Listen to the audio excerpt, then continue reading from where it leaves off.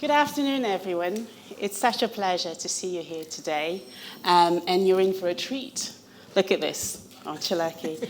I'm Olivette, and I thought I'll do something. Well, most of you, if not all of you, know who they are, but just in case it's your first time, I'm just going to tell you a few words about our speakers. So, my dearest Helen, Helen Castor, is an acclaimed medieval Tudor historian, a fellow of the Royal Society of Literature and fellow commoner of Sydney Sussex College, Cambridge. Her books include the prize-winning Blood and Roses, yes, She-Wolf, yeah, I'm a huge fan, by the way, you can tell, The Women Who Ruled England Before Elizabeth, and Joan of Arc, dubbed a triumph of history. She has presented a range of radio and television programs for the BBC and Channel 4, including documentaries based on She-Wolf and Joan of Arc. Her new book, okay, I'm supposed to do this, hold it. Her new book, The Eagle in the Heart, tells the story of the tumultuous reign of Richard II and Henry IV.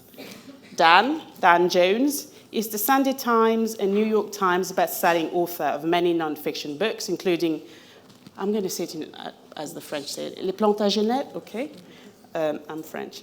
The Templars and Powers and Thrones. He's a renowned writer, broadcaster, and journalist. He has presented dozens of TV shows, including the Netflix series Secrets of Great British Castles, and writes and hosts the podcast This is History. He's a fellow of the Royal Historical Society. It's such a pleasure, such an honor to welcome you here. I mean, I've been a huge fan, and you have, I'm a teacher as well, so you have both transformed the way I do my teaching in the classroom. I use a lot of their work, the podcast, the radio programs, and dare I say it makes my teaching a bit less boring. Students, they can be quite brutal, so they just tell you as it is. So what I thought I'll do is use my privilege as the chair and ask you to read one passage of the book, and because I just love their voices as well. So yeah, over to you. We thought we'd do this chronologically, which means it's me up first. I hope that's okay.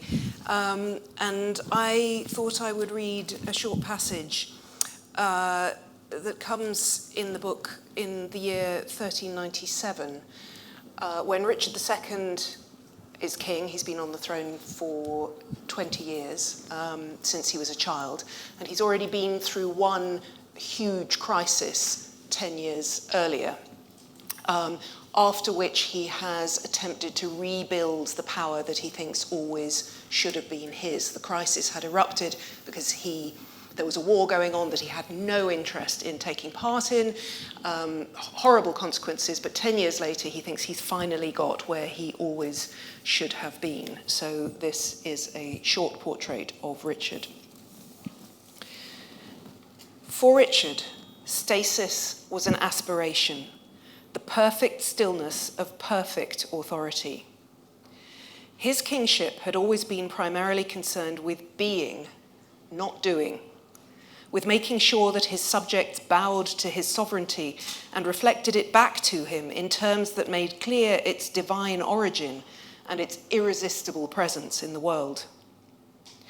If the imperial electors in Germany could be convinced to hail him as their emperor, His Majesty would soon be recognized on the greatest possible stage.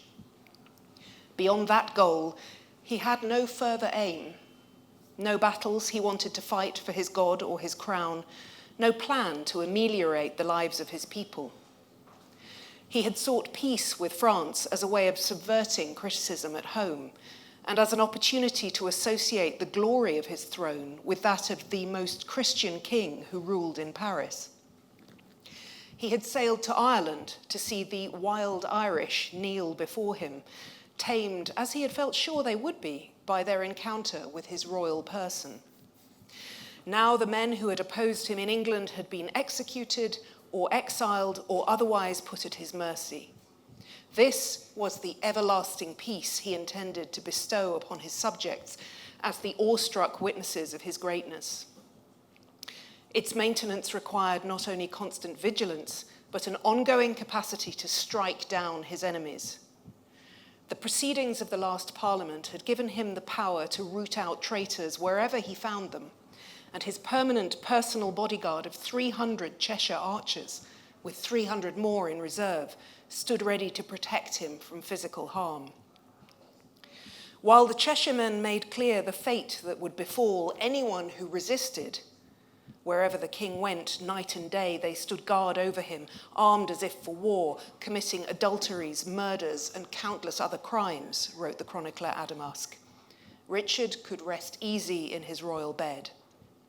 So easy, in fact, that the familiarity between the king and his low-born archers, as well as their violent behaviour, attracted outraged attention.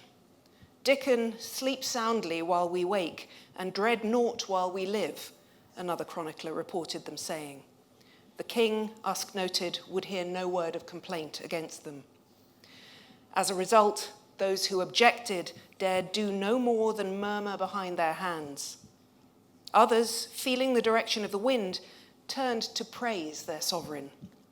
Once the sun was hidden behind a cloud, wrote a monk at Kirkstall Abbey in Yorkshire, but now, soaring in arms above the mountains and bounding over the hills with his might, he has dispersed the clouds with his sun, whose light shines ever more brightly. Richard, it seemed, believed himself to be the radiant centre around which his people's lives revolved. On holy days, wrote a monk of Canterbury, after the court had dined, the king would sit enthroned in his chamber, silently surveying the assembled company, and anyone upon whom his gaze might fall, however high their rank, was expected in that instant to kneel before his majesty. Wow. Okay. Richard in 1397. I try that trick at home, but they don't kneel before my majesty, that's for sure. I'm going to read a little bit about Henry V, who is a child during Richard's reign, and so being at court as the son of Henry Bolingbroke, and the grandson of John of Gaunt, sees Richard pulling all those tricks up close and personal, but later becomes king himself, and is not so much a king of being first and foremost, but a king of doing. And curiously, in Shakespeare, whose play he is so familiar as the hero of Agincourt, he's a hero of saying. And if you can imagine Ken Branagh bounding between the trees, almost singing his soliloquy. Anyway, that's what's inspired. I'm going to read you a bit that comes from just before Agincourt in my book. So, it's just before Agincourt. Both sides, in effect, know exactly what the other will do, or at least what they intend to do.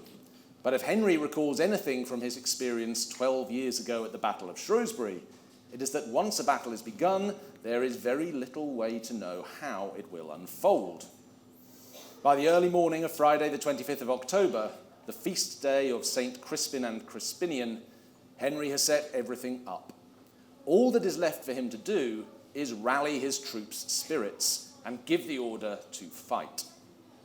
What Henry says to his men as he rides before his army, looking as theatrical as he ever has, mounted on a grey and white horse, dressed in mail and plate armour, wearing a dazzling surcoat emblazoned with the quartered lions of England and French fleur-de-lis, and a bassinet-style helmet topped with a gold crown, will be the subject of much embroidery and exaggeration in the centuries that follow. Those who are there bring away from the field strikingly different recollections.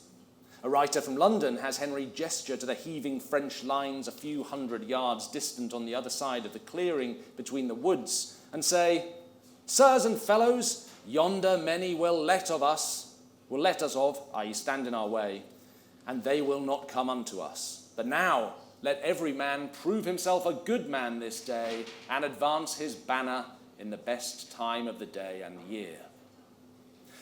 A monk writing in St. Albans imagines Henry quoting the Roman poet Lucan, saying, "Look, here is that very day which your valour has so often asked for. So put forth all your strength and see what lance, axe, sword and arrow can achieve in the hand of the powerful." A French monk writing in Paris hears that Henry gives his men a detailed appraisal of the battle situation and sums up the tactics he expects them to follow, concluding, "Now is the occasion to use all your intrepidity. The needs of the moment should boost your courage. Rather than being scared of doing business with so many princes and barons, be of firm hope that their large number will turn, as in the past, to their shame and their eternal confusion." Another English chronicler, writing half a century after the fact, has Henry charging every man to keep himself wholly together. He asks what time of day it is, and when he hears it is prime, the first hour of daylight, he remarks that "now is a good time for all England to pray for us, and therefore be of good cheer, and let us go to our journey." It's easily possible that Henry says some or even all of these things, for he cannot possibly address his whole army in its 3 divisions all at once.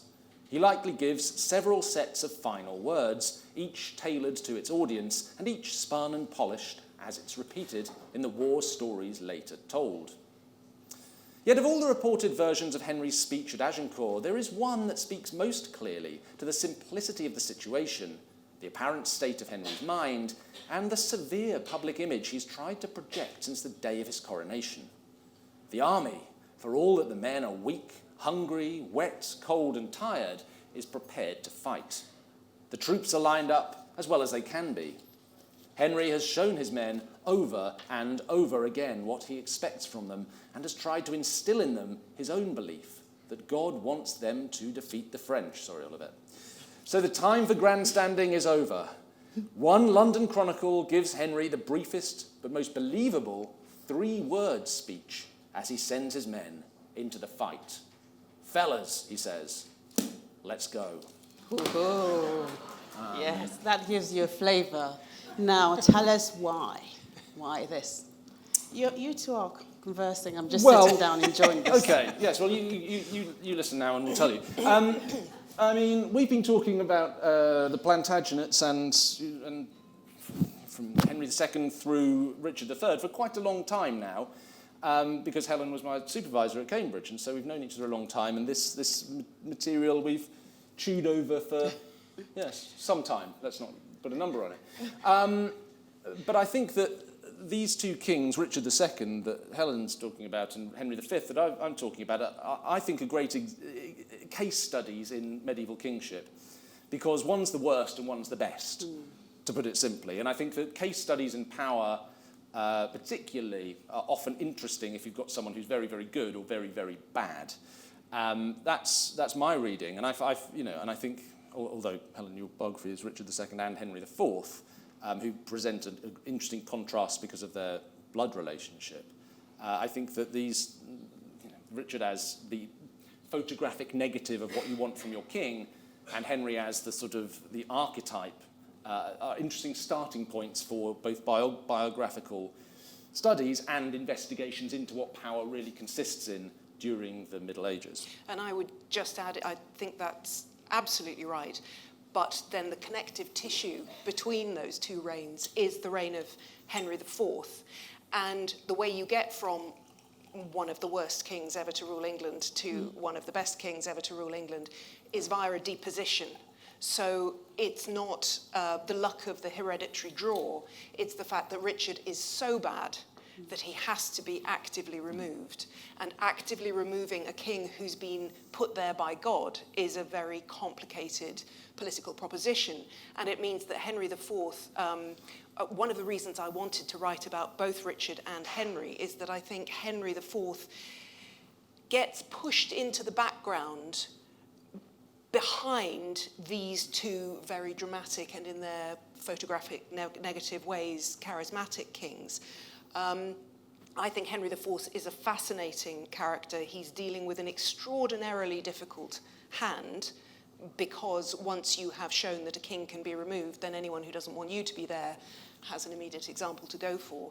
And of course, he is also the father of the greatest king who ruled medieval England. So again, what did Henry V learn from his father, and what did he learn not to do from watching his father's example? Yeah, I think that's right, and I think it's no coincidence if you lay out if you lay out William Shakespeare's English history plays, the 2 tetralogies, in chronological order, as opposed to the order they were written in, you start with Richard II and end with Richard III, then this deposition in 1399 is like a tear in the fabric of the universe, which must be paid for in blood, and buckets and buckets of it, until finally the ultimate sort of price is paid by Richard III, who sort of ends up containing in the Shakespearean version, I hasten to add, all of the evils of the century that have come before. It's almost a sort of a Greek tragedy in that sense, that this original sin has to be paid for. But it is an extraordinary moment, and although I think the Middle Ages in Western Europe, England in particular, are often caricatured, and in part because of the Game of Thrones effect, one shouldn't imagine that the whole time in medieval England, kings are on the edge of deposition, right? In fact, what happens in 1399 shows a society pushed absolutely to its wit's end by this sort of incorrigible man-child person who has no conception of what kingship is about. But this is your topic, so perhaps you should tell us why Richard II is indeed so bad. I think pointing at the Shakespeare plays is very interesting for precisely the reason you say, but also because in Richard II, Shakespeare does show us why he's deposed. It's not just that this is a terrible crime that will inevitably produce terrible consequences. He also shows that, exactly as you said, there are very few choices available to Bolingbroke and the other nobles gathered around Richard. And really it comes back to what we talked about a lot all those years ago, a few years ago. What is kingship for? Because I think if you get drawn in, as you say, to the idea that, well, kings and the robber barons were always fighting, so, it was the luck of the draw whether you got pushed off the throne or not, that is absolutely not how it worked. Kingship has a function within a political system, and that is to be the keystone of this entire political system, that you need the king, he's put there by God, in order to protect the kingdom. Now, what does protecting the kingdom mean? The classic thing we always reach for is the royal seal. Henry V's image from his seal is on the front of Dan's book. A seal has two faces. On one face is this image, the king on a war horse with his sword unsheathed. He's there to protect his kingdom against external attack.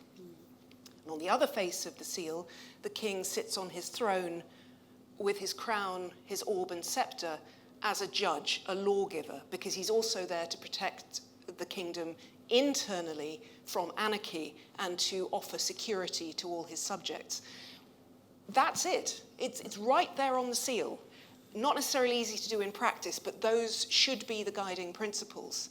And it's that Richard gets entirely wrong from the start. What I've tried to do in the book is I've tried to paint a psychological portrait of these two men, which is not a terribly easy thing to do over half a millennium or more, when we don't have letters, we don't have diaries, we don't have the secret diary of Richard II, age 13 3/4. I wish we did. But if there are enough dots that you can join together to get a sense of who these two boys at the beginning of the story were and the men they grew into. And the starting point of the book, and for me in trying to understand Richard, is 1377. Their grandfather, Edward III, who probably is the only rival Henry V's got for greatest medieval king, I think so, yes, and cursed by outliving his greatness if he died in 1361, yes. And also because Shakespeare didn't write about him. But yes, he'd been king for 50 years and had embarked on this great war with France, which had gone very well for England for a very long time. But by 1377, he's old, in his 60s, terribly old, and he's ill. And his son and heir, the Black Prince, has just died in the summer of 1376. So the crown will skip a generation to a 10-year-old boy, Richard.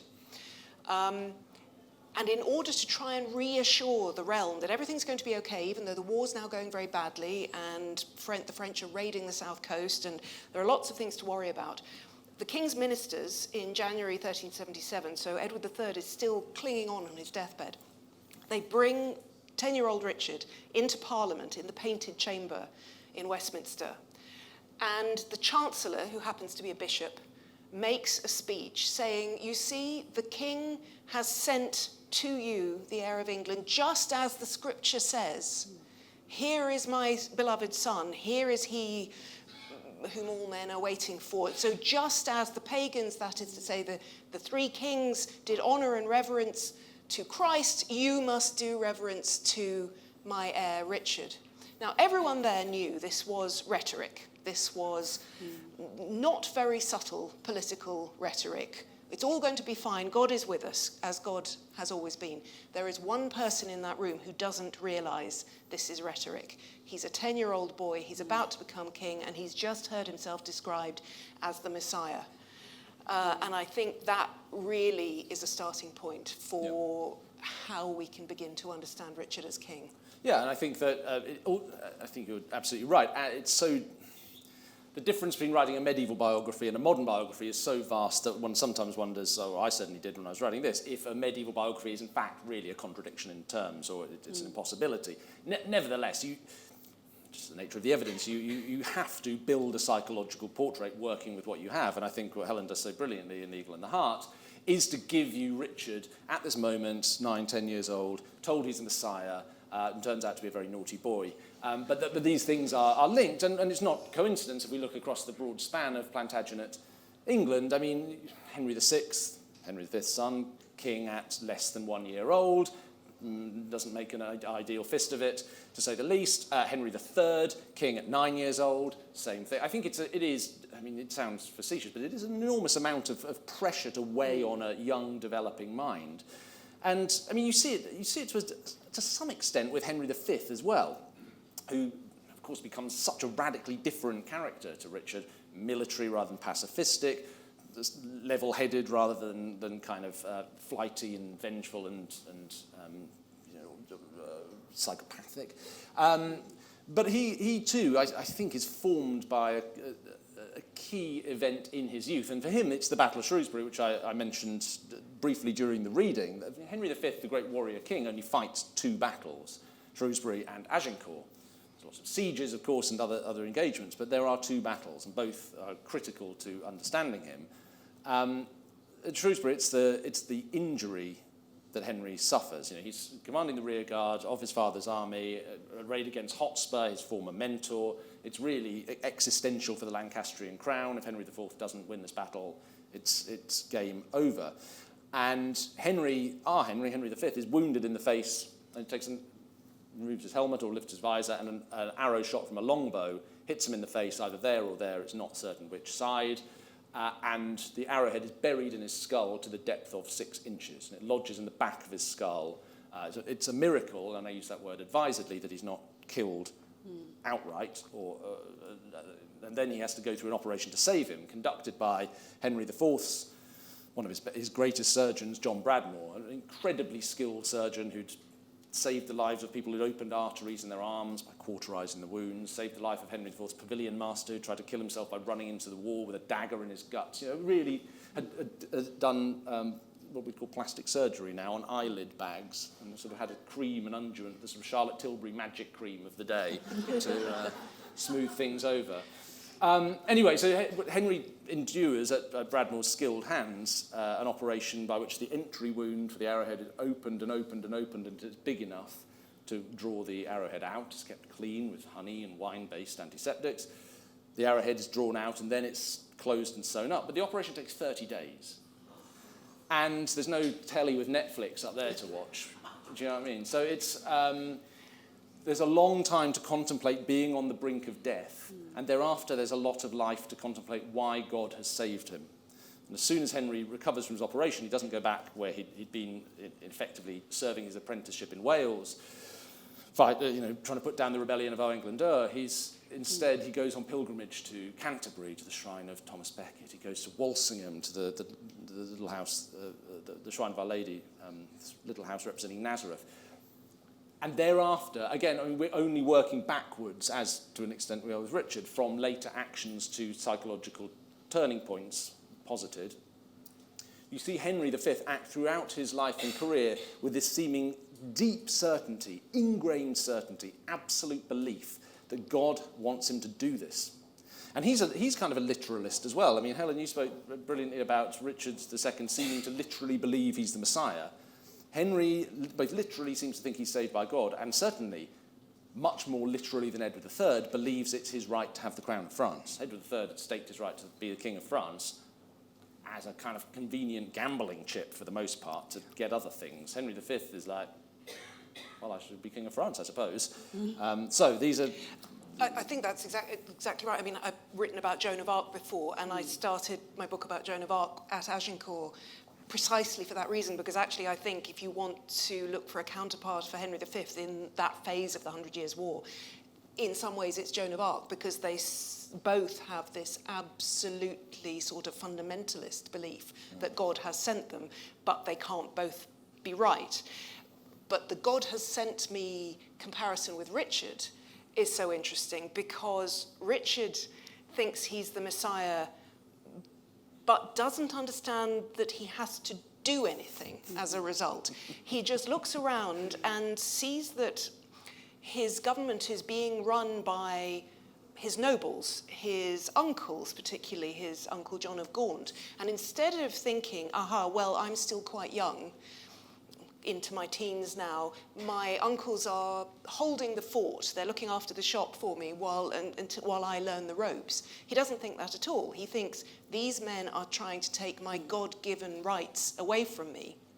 And he doesn't see that there are responsibilities that come with these rights, and that actually becoming king means stepping forward to protect his people in the ways we've described, whereas Henry V is all about responsibilities from the very beginning. He knows what is expected of him. Would you say this is right? And therefore he expects everything from the people who follow him. Yes, that's right. And his great criticism of Henry V, which we can discuss in a little minute if you want, is that he achieves so much. I mean, it's the problem of too great a leader, that he achieves so much. It's an impossible act to follow, which is, we can get into the weeds with that. But I think that there is, this sense that how do you follow this act? And he does genuinely leave a great problem. Shakespeare tells you this at the end of Henry V, the play. He alludes to Henry VI in infant bands, crowned king, of whose state so many had the managing. They lost France and made his England bleed. I mean, it's a poignant throw forward to the problems of dealing with the legacy that Henry had left. I mean, we've both been talking around the idea of a kind of interventionist God in the world, and I think one of the challenges that I found, and I'd be interested to hear from you as well, about writing really any books about the Middle Ages in the early 21st century, is trying to capture just how front and centre religious issues are in the world, and to get a sense of it's not a theocracy per se, but it is a world in which religion is everywhere in a way it just isn't today. And so, particularly in the biographical form, where you're trying to draw psychological portraits, you have to try and elevate that sense within your writing of God is everywhere. I mean, Henry IV is also a good example, and you are far more expert on this than me, so I'll just throw this to you. He seems, after the usurpation in 1399, increasingly to be tortured, both physically by his advancing decrepitude and illness, and spiritually by the fact that the idea that he has done a great wrong, and that what Shakespeare then presents as the origin for long-form drama is a deep and great wrong that he carries like a burden on his shoulders, heavier and heavier as his life goes on. He really does, and in the plays, this is one of the reasons that Henry IV sort of disappears through the cracks of the plays, because Bolingbroke in Richard II is a nemesis figure who brings Richard down, and then by the time the Henry IV plays start, it's as though he's aged a generation. I mean, he has a conversation with the Earl of Northumberland very early on about their sons, Hotspur and Hal. In reality, Hotspur was 3 years older than Henry IV. He was not Hal's age. So Shakespeare sort of, compresses things and to express this deeper truth, but I think it is a very real one, that Henry IV, who had really been a golden boy in the late 14th century growing up, he was heir to the Duchy of Lancaster, to John of Gaunt, one of the greatest noble houses in England and then latterly in Europe. He's a jouster, he's a leader of men, he goes on crusade to Prussia and Lithuania. He goes on pilgrimage to Jerusalem. He travels through all the courts of Europe in the 1390s, and people love him. He's so glamorous. There's a Milanese noblewoman, very young woman, who meets him in the early 1390s in Milan, called Lucia Visconti, whose story is sort of threaded as much as I can through the latter part of the book. She meets him, and she says later on, when she's accepting that she is going to have to marry someone else, she says if she could have been sure of marrying Henry, she would have waited till the very end of her life, even if she'd known she was going to die 3 days after the wedding. Oh, wow. That's how much of an impression he made on her in the early 1390s. Sorry. No, how are we doing, Olivette? Wait, yeah, you're perfect. But I'm getting even more selfish because I wanted to ask 2 questions before I give it to the audience. I have vested interest in Wales. So the chapter on Owain Glyndwr was really fascinating because of the positioning and the way you tell the story. And how do you manage to kind of construct that chapter? It was really intriguing for me. And the second question for you is, this theme of manliness just runs through the whole book. And how did you feel about it? I mean, yeah, go on to start. Well, Owain Glyndwr chapter is, it's a tricky thing to write about because the rebellion has a very definite beginning and a very dissipated end. I mean, it just sort of falls away into nothingness. So to apply, as I think we're always trying to do with narrative history and biographical narrative history, particularly so, to try and apply forms in chapters and deep structures to sort of historical storytelling, it's a bit of a head-scratcher. But I was lucky in this book because Henry V is, there are some wonderful moments with him where you sort of get key insight into his, because of course the story is his psychological development. My favourite, which I'll briefly recount, is he's 15 years old and he's been sent to Wales. Glyndwr's declared himself Prince of Wales on Henry's birthday. I mean, there couldn't be a more sort of symbolic setting up of a direct rivalry between Prince of Wales and Prince of Wales. And so Henry's been in Wales under Hotspur's tutelage for a couple of years. And he writes back to his father, Henry IV, to let him know how it's going. And unlike the later letters of Henry V's reign, which are often written back in English to the English as sort of part of his propaganda project, if you like, this is in French. But to paraphrase, he sort of says, "Dear Dad, hope all's well in Wales. Yeah, this Owain Glyndwr has been putting it about that he wants to fight me. So I went looking for him. But I couldn't find him, so I went around his house, and he wasn't in, so I burned it down. And then I went around his other house, and he weren't there either, but one of his mates was, and went, oh, spare me, I'll give you all my money. So I chopped his head off. Hope all's well with you, praise to God, lots of love, Henry. You get in this book, like you do get it in the book, I should say, you get this amazing sort of enthusiasm, brio, the bubbling up of an emotion of a guy who's having the time of his life at 15 years old, fighting, burning stuff, chopping heads off. I mean, that is the job of warrior king. But there are gifts within the sources. It was extraordinary for me to read this because, well, Wales is my home, and it's a kind of traumatic story and history. And here he was writing about these stuff, and I was just like, oh, we need to read this in Wales. We need to kind of unpack the whole thing. It was extraordinary. It's super mysterious to me. My publishers have not booked me any gigs in sort of Cardiff or indeed anywhere. You would think. Anyway, thank you. How about you? Well, the manliness question, it's a brilliant question that leads straight on from that. If 15-year-old Henry chopping heads off and burning down houses in Wales is the youth and apprenticeship of the greatest king medieval England ever had, that does really raise the question of what kingliness is and therefore, given that we're talking about an age that assumed that monarchs had to be male, therefore what manliness is, and that is very much not the model that Richard is following. If we go back to the seal, he doesn't want to fight at all. It is just completely clear. Now, not every king has to fight, but if you're not going to fight, you need to be behind the lines, engaging with tactics, with strategy, and with diplomacy. So Charles V of France had done this. He'd not been a great warrior, but he'd been the brains behind the whole military enterprise. Richard wasn't doing that either. He just wasn't interested. His attitude to this war that had been going on for decades and which was now resulting in ports along the south coast being burned to ashes was more or less, bored now. And what he was interested in was the sitting on the throne bit, but not the law-giving either. He was great at the visuals.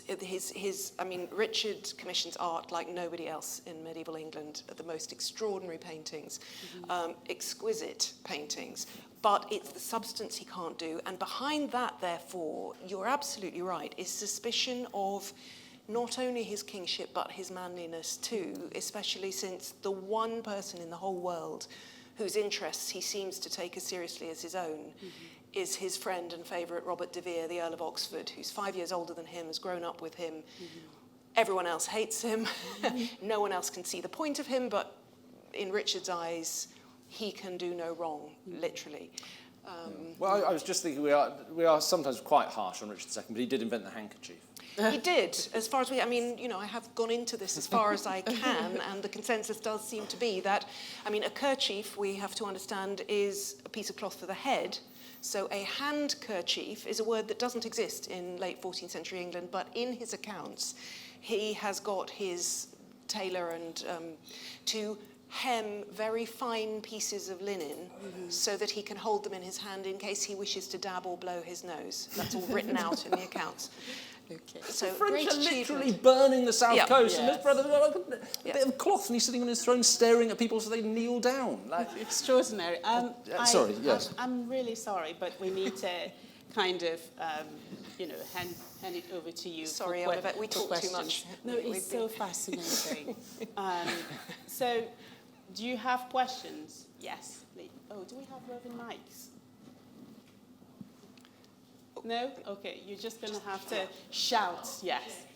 Yeah, exactly. You refer to Shakespeare's plays a lot, and for a lot of people they are the only lens on his stories. I wonder if there's an extent to which they're unhelpful in terms of understanding the period. Well, here's the great historian's answer, it's both. Without Shakespeare's plays, there would be much less name recognition. Who can conjure up a picture of Henry III like that? Maybe this is a crowd where more people would put their hands up than otherwise, but few, because there's not a great sort of Henry III portrait as there is of Richard or Henry. So they a bit like you mentioned Game of Thrones, it brings people into the subject. And that, for narrative historians, popular historians trying to engage, that's helpful. So that's helpful. The plays are also, again, in the epilogue to Henry V, the chorus comes on, and specifically Shakespeare tells you what he's in the business of doing. So he says, I've mangled by turns the full course of their glory. He says, I've squidged the history around and kind of given it a bit of kicking into the shape I wanted for drama.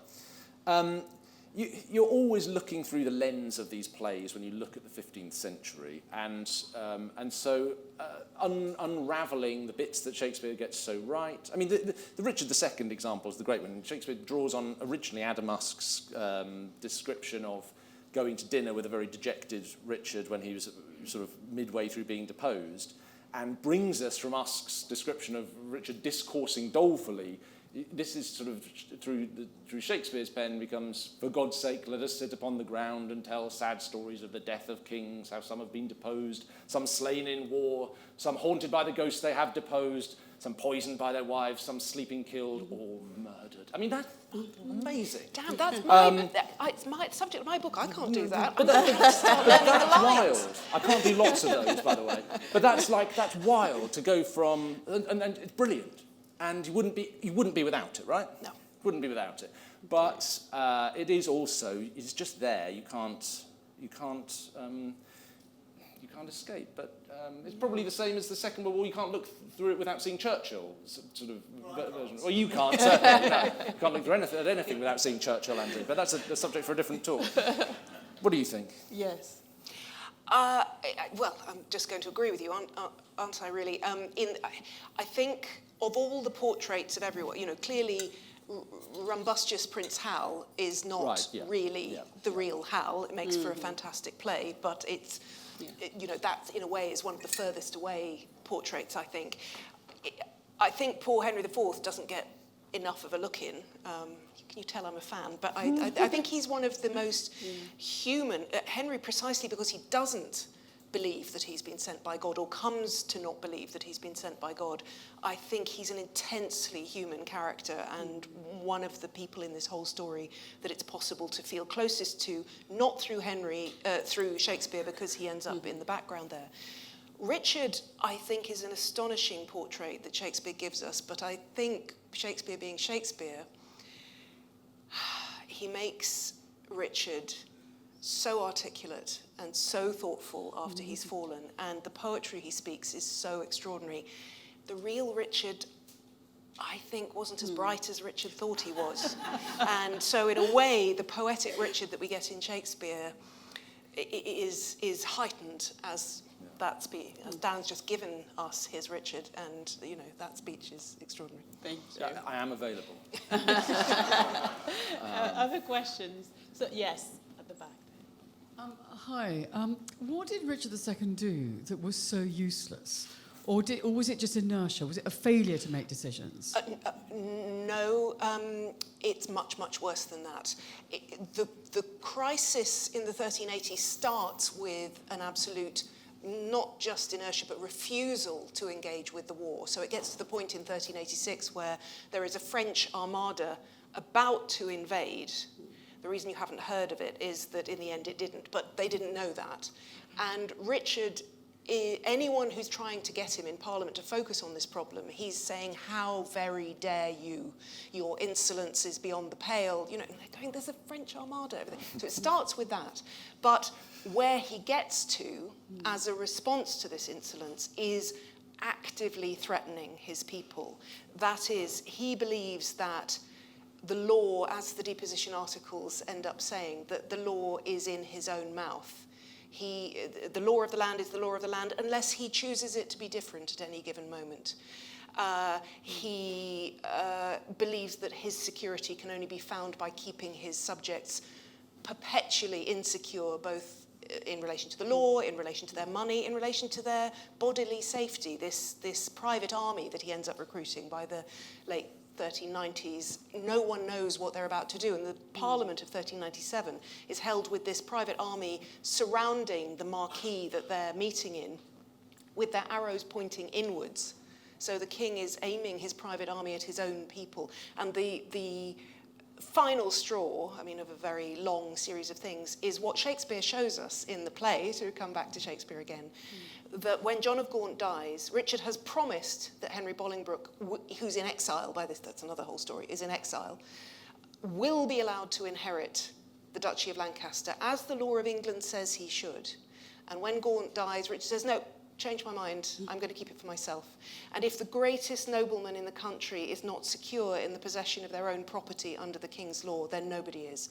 And that's the point at which it becomes clear that Richard thinks he's safe at that moment. He thinks he's destroyed Bolingbroke. That's the moment when Bolingbroke comes back to reclaim his inheritance, and the whole of England rallies to him because they know there is no longer any security for them under Richard's rule. Thank you. Other questions? Yes, gentleman at the front here. Similar question. Sorry, just so everybody can hear you there. Thank you. Sorry, it's a similar question. What do you believe Richard II achieved in his short reign, apart from inventing the handkerchief? He invented the handkerchief. He commissioned some of, well, I think manuscripts are a slightly different question because there are so many of them and so extraordinary, but in terms of painting, what am I forgetting? Painting. Building. And building. Painting and architecture, he commissioned the most extraordinary art to have been produced in or for medieval England. The coronation portrait in Westminster Abbey is extraordinary enough, but then you look at the Wilton diptych, which is, I mean, I will never get tired of looking at that painting. And I think, by the way, we can't do an answer without Shakespeare, can we, apparently? But the consensus seems to be, it's not just me, that Shakespeare had seen that painting, because, again, there are echoes of the diptych in... So, apart from that, what did Richard in achieve? Westminster Hall, I mean, you look at Hall the ceiling in Westminster Hall to this day, which is the sort of Henry Evely designed, commissioned by Richard. I mean, the Revenge Parliament that Helen was talking about in 97 is held in a tent in the courtyard, not there's anything wrong with tents in courtyards, but like in Westminster, because this incredible series of building works is going on.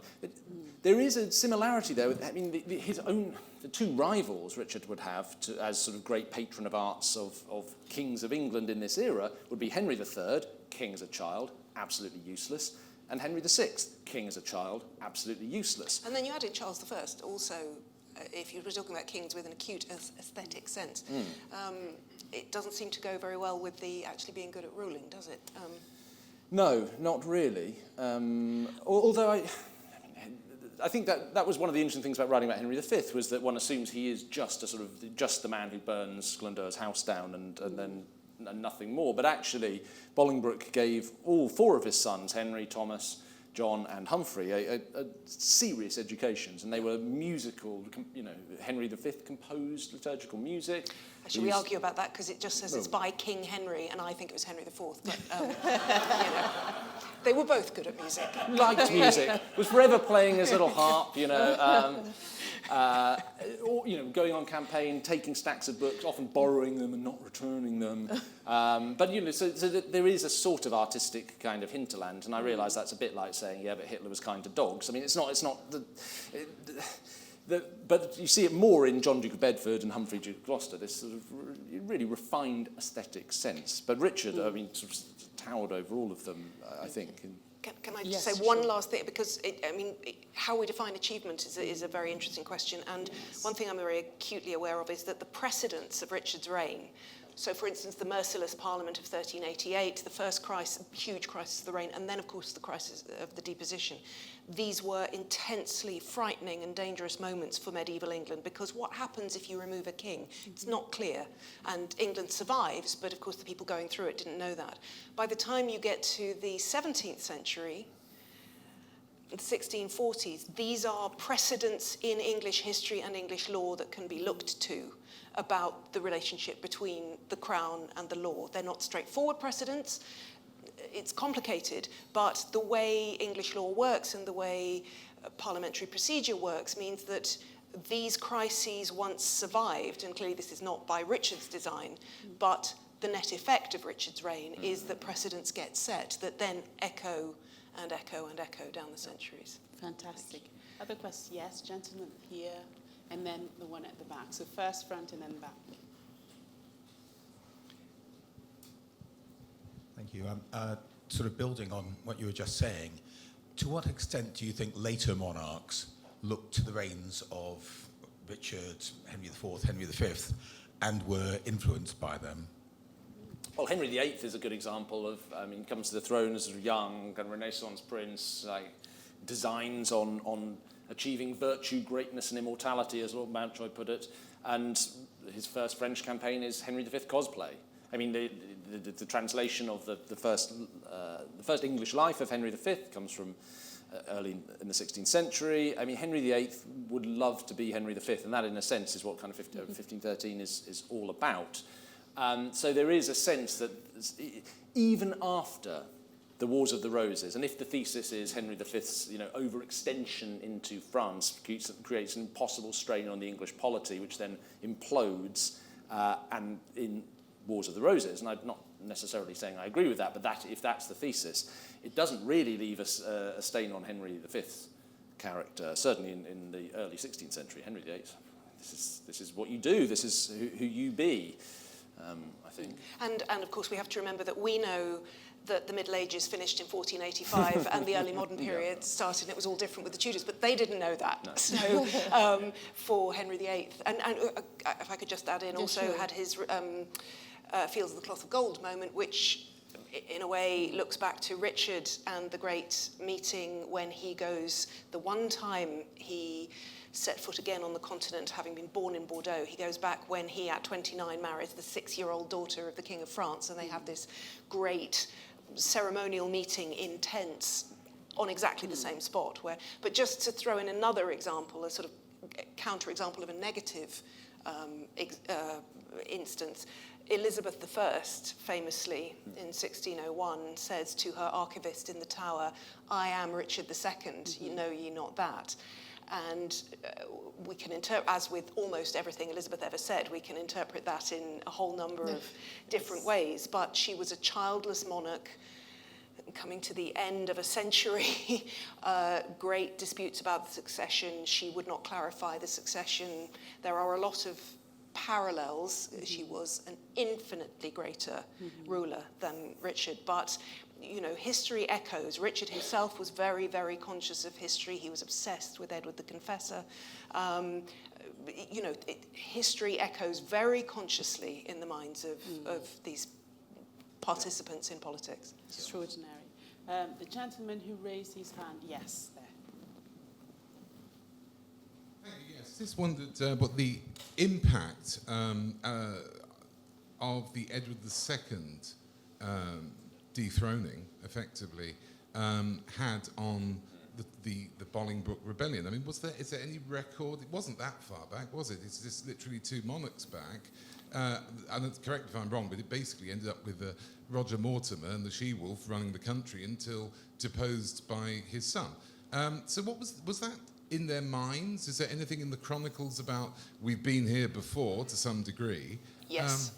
Yes, very good question. I mean, you're right, it's 2 kings back, but it is, no one would still be alive who remembered 1327, but the memory, you're absolutely right, was extremely powerful. And in the first crisis that really gets serious in Richard's reign, 1386, the French Armada, the invasion scare, when the Parliament is trying to shake Richard and say, right, you've got to do something about this, he flounces off, and they send a deputation to him, or his youngest uncle, Thomas of Woodstock, and the Bishop of Ely, the brother of the Earl of Arundel, go to him, and they say to him, remember what happened in 1327. And, of course, to Richard, that is so far beyond the pale and helps send him spiralling further and further. But, yes, the participants in politics knew that it had been possible then to get rid of a king who was threatening the interests of the country and of his subjects, and to replace him with a man who had turned out to be, at that point, the greatest king England had ever had. But the key difference was that Edward III was the legitimate heir to the previous king, and the problem in 1399 is Richard has no children, and as far as I can see, Richard was very happy having no children precisely because he saw the possibility of a named heir as a threat to him. He didn't want there to be anything beyond him, really. But it made a problem for England, for the prospect of getting rid of him. Anyone you put in his place was going to have the stain of usurpation about him.